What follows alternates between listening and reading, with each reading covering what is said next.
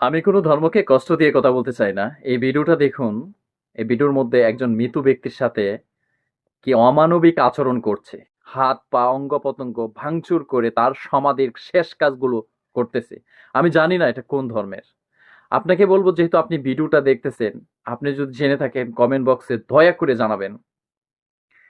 আরেকটা ভিডিও দেখেন, সমাজের কিছু লোক জানাজা এবং তাকে গোসল করিয়ে সুন্দরভাবে একটা পরিপাটি একটা খাটে সুন্দর একটা কয়বর তৈরি করে তাকে আলতো করে কত সুন্দর করে যত্ন করে তাকে কয়বর দেওয়া হচ্ছে। আলহামদুলিল্লাহ, এর নামই ইসলাম। আপনার বিবেককে দিচ্ছি, দেখেন দুইটা ভিডিওর মধ্যে মরার পর কি বিহেভিয়ারটা করা হয়। এটা শুধু ধর্মান্তর জন্যই তো, ধর্মের জন্যই তো এই বিহেভিয়ারটা করা হয়। আপনার বিবেককে আমি প্রশ্ন করলাম, সিস্টেমটা কার বেশি সুন্দর?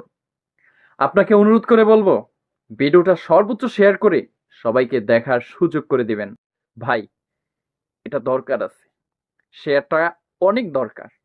শেয়ারটা করে দিন। যদি মাথায় বুদ্ধি থাকে ভিডিওটা শেয়ার করে দিন।